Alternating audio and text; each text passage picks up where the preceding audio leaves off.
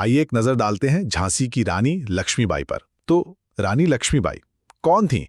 अरे ये झांसी की वही रानी थी जिनका नाम लेते ही ना 1857 का वो विद्रोह याद आ जाता है। अंग्रेजी हुकूमत के खिलाफ उनका जो साहस था, गजब का था। चलिए कुछ खास बातें जानते हैं उनके बारे में, ठीक है। पहला, उनका असली नाम तो मणिकर्णिका तांबे था। शादी के बाद बनी लक्ष्मीबाई, पर कहानी में ट्विस्ट तब आया जब उनके पति और फिर बेटे की मौत हो गई।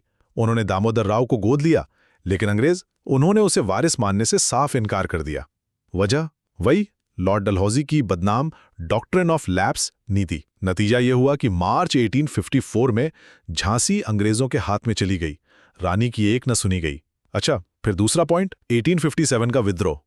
ये आग झांसी भी पहुंची। सिपाहियों ने बगावत की, कुछ अंग्रेज अफसर मारे गए।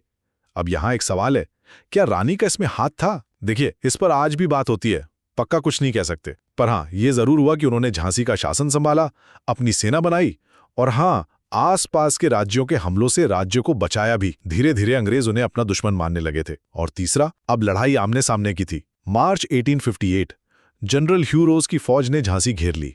बहुत भयंकर लड़ाई हुई, पर रानी भी कमाल थी। वो अपने बेटे दामोदर राव के साथ घोड़े पर किले से निकल गई। सीधे पहुंची कालपी, तात्या टोपे जैसे नेताओं के पास। वहां हारे तो ग्वालियर गए, किला कब्जा किया। पर अफसोस, 17 जून 1858 को ग्वालियर के पास लड़ते हुए वो वीर गति को प्राप्त हुई। खुद जनरल रोज ने कहा था, पता है, कि वो विद्रोहियों में सबसे बेहतरीन और सबसे बहादुर थी। तो ये थी रानी लक्ष्मीबाई की कहानी। उनका जीवन, उनका बलिदान उन्हें हिम्मत और अंग्रेजी राज के खिलाफ संघर्ष का प्रतीक बनाता है।